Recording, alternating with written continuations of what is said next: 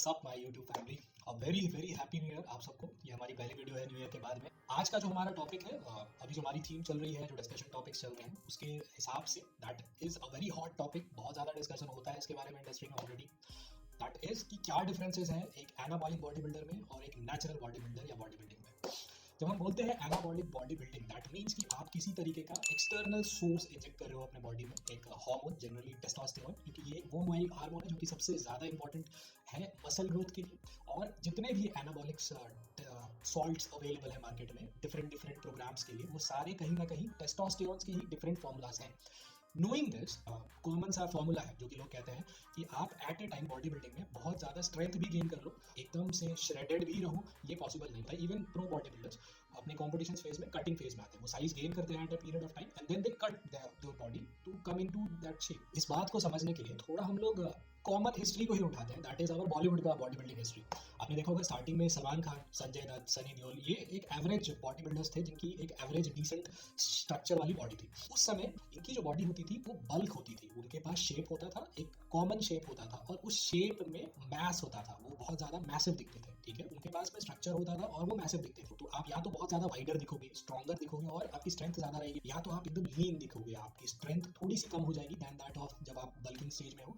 और उसके अलावा आप एस्थेटिक्स में आ जाओ, आपकी वेन्स पॉप आउट कर जाएगी, आपकी फैट जो बॉडी ज़्यादा रिस्टोर करके रखी है वो कम हो जाएगा। कंपटीशन जो खेल रहे हैं, जो इसे प्रोफेशन की तरह विद होल्ड कर रहे हैं, उनको अपना एक डिग्री ऑफ मेंटेनेंस रखना होता है। आज के टाइम पे जो बॉडी बिल्डर्स अचीव कर रहे हैं बॉडी, दैट इज कि वो मैसिव भी है, वो श्रेडेड भी है। गोल्डन एरास में जाओगे जैसे कि आपके आर्नोल्ड्स हो गए, इनकी बॉडी में बहुत ज़्यादा श्रेडनेस नहीं थी, इनका बहुत शेप और स्ट्रक्चर बहुत शार्प होता था, ये मैसिव मास होल्ड करते थे, इनकी एब्स होती थी और बहुत अच्छा स्ट्रक्चर होता था। लेकिन आज के बॉडी बिल्डर्स को अगर आप देखोगे तो उनको गट प्रॉब्लम है। आपने कई सारी चीज़ें सुनी होंगी कि उनकी बेली गट बाहर आई हुई है, वो एस्थेटिक्स भी होल्ड कर रहे हैं, वो मैस भी होल्ड कर रहे हैं। ठीक है, ये सब पॉसिबल हो पाया है due to the introduction of steroids. तो स्टीरॉइड्स आपको ये अलाउ कर रहा है कि आप मैस भी होल्ड करो, आप श्रेडेड भी दिखो, जो कि नेचुरली पॉसिबल नहीं है। एक एज आता है, आप अपने एल्डर्स से अगर कंपीट करना चाहो जो थोड़ी भी फिजिकली एक्टिव है, एक एज के बाद 50 के बाद जब टेस्टोस्टेरोन लेवल थोड़ा सा धीरे धीरे धीरे धीरे डाउन होने लगता है, तो बॉडी का जो स्ट्रक्चर है वो भी थोड़ा थिन होने लगता है, थोड़ा लीन होने लगता है, थोड़ा वीक होने लगता है, राइट।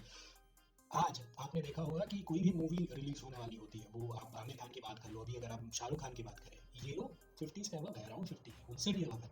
इस एज में भी इतना ज़्यादा मैसिव मास अचीव करना इतने कम पीरियड ऑफ टाइम में with that shreddedness, that is impossible naturally. क्या नेचुरली हमें ये करने की जरूरत है? I don't think so. क्या I am opposing doing anabolics? Again no. इसमें बहुत ज़्यादा कन्फ्यूजन रहा है लोगों के बीच में, इंडस्ट्री में लोग बहुत ज़्यादा कन्वर्स करते हैं कि साइड इफेक्ट्स हैं। आई एक्चुअली बिलीव कि बहुत ज़्यादा साइड इफेक्ट है एक नेचुरल बॉडी बिल्डर को, जिन्हें कभी कम्पीट नहीं करना है, कभी भी स्टीरॉइड्स के पीछे नहीं जाना चाहिए। But at the same time I think कि जो लोग प्रोफेशनली इसे अचीव कर रहे हैं उनकी वो नीड है। नाउ हम समझते हैं एक एक करके कि कैसे टेस्टोस्टेरोन का इफेक्ट होता है और कैसे ये 3 से 4 पॉइंट्स में हम समझ जाएंगे कि कितना डिफरेंस ला सकता है एक एनाबॉलिक आपके बॉडी में जाने के बाद नेचुरल से, कितने टाइम पे हम उसे नेचुरली अचीव कर पाएंगे। तो चलिए आगे देखते हैं। मोस्ट इंपॉर्टेंट आपका जो हार्मोन है जो कि इफेक्ट करता है आपकी बॉडी बिल्डिंग को, दैट इज टेस्टोस्टेरोन। टेस्टोस्टेरोन के ही अलग अलग सॉल्ट्स हैं जो कि यूज किए जाते हैं एनाबॉलिक साइकिल्स के लिए। ये लैब जनरेटेड साइकिल्स हैं, डिफरेंट डिफरेंट फॉर्म्स में इंजेक्ट किए जाते हैं बॉडी में, that can be in forms of tablet या फिर इंजेक्शंस के फॉर्म में इसे बॉडी में इंजेक्ट किया जाता है। टेस्टोस्टेरोन बहुत इंपॉर्टेंट है हमारे किसी भी तरीके के गोल को अचीव करने के लिए। ये समझते हुए जान लेते हैं कि एक दिन में हमारी नेचुरल बॉडी प्रोडक्शन कितनी है टेस्टोस्टेरोन की। It is around 7 mg। So friends, एक कैलकुलेशन करते हैं कि वीकली जो हम लोग टेस्टोस्टेरोन प्रोड्यूस कर रहे हैं वो एनाबॉलिक में कितना डिफरेंस लेके आ सकता है। जस्ट इमेजिन कि नेचुरली हम लोग जो टेस्टोस्टेरोन प्रोड्यूस करते हैं that is 7 mg per day. Okay, यही चीज़ अगर हम वीकली काउंट करें तो दैट इज़ 7 × 7 दैट 49 mg। और एक अप्रॉक्स वैल्यू कैलकुलेशन के बेसिस में देखने जाएं तो that would B 50 mg approx. Weekly हम 50 mg प्रोड्यूस कर पा रहे हैं अपने बॉडी में टेस्टोस्टेरोन।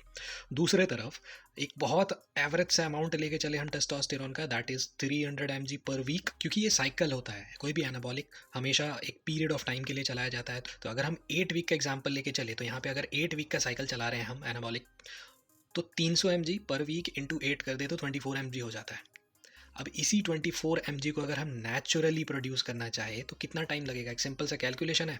हर वीक के लिए अगर हम नेचुरली 50 प्रोड्यूस कर रहे हैं, यहाँ पे 2400 प्रोड्यूस कर रहे हैं, अगर इसको हम सिंपल डिवाइड दें तो that would be around 48 week ज़्यादा। तो जस्ट इमेजिन इतना ज़्यादा डिफरेंस होता है, तकरीबन 7 से 8 गुना ज़्यादा टेस्टोस्टेरॉन का डिफरेंस आ जाता है। और जैसे कि हम लोगों ने डिस्कस किया, टेस्टोस्टेरॉन इज़ दैट मेन की जहाँ से सारा खेल चालू होता है।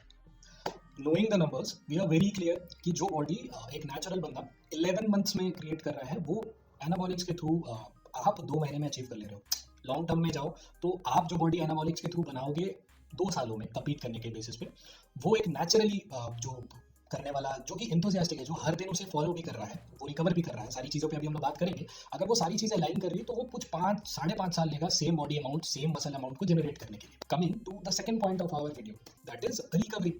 मसल रिकवरी क्यों इंपॉर्टेंट है? आपने एक वर्कआउट किया, आपके बॉडी और मसल्स में सोरनेस आ गई, अब आप इसे फिर अगले वीक या फिर कुछ दिनों के बाद ही हिट कर सकते हो। हम एक एक्सरसाइज को अगेन रिपीट कर पा रहे हैं नेक्स्ट वीक। यहीं पे जो एनाबॉलिक स्टेट में बंदे हैं, उनकी जो रिकवरी है वो इतनी फास्ट है कि वो एक वीक में 2 बार, कई बार एक ही मसल को 3-3 बार भी हिट कर पा रहे हैं, एक्सरसाइज कर पा रहे हैं। क्यों? क्योंकि उनकी मसल रिकवरी ज़्यादा हो गई है, वो ज़्यादा थक नहीं रहे हैं, उनका मसल रिकवर जल्दी हो रहा है। ज़्यादा बार आप उसे ट्रेन कर सकते हो, तो ये ज़्यादा बार जो आप ट्रेन कर पा रहे हो, ये तीसरा पॉइंट है, दैट इज फ्रीक्वेंसी।